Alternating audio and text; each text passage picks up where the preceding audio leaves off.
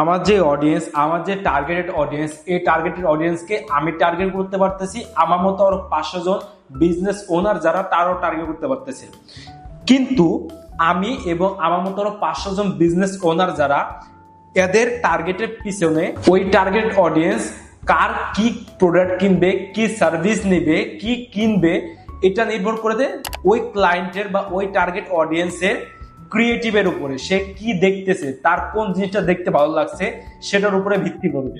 এবং সে যদি ভালো ক্রিয়েটিভ দেখে, ভালো ক্রিয়েটিভ মানে জাঁকজমকপূর্ণ ছবি থাকবে, ইমেজ থাকবে, ভিডিও থাকবে, বিষয়টা এমন নাই।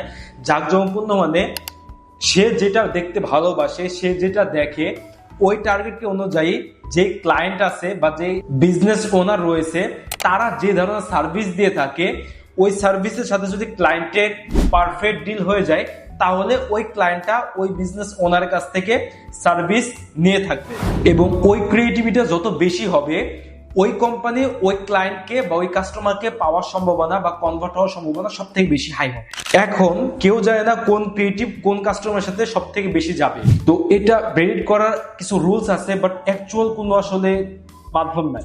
সো আমরা যারা মার্কেটার রয়েছি বা আমরা যারা এজেন্সি ওনার রয়েছি বা এজেন্সিতে যারা কাজ করি, তারা সম্ভবত চেষ্টা করে যত বেশি পারা যায় ক্রিয়েটিভিটি টেস্ট করি আমরা।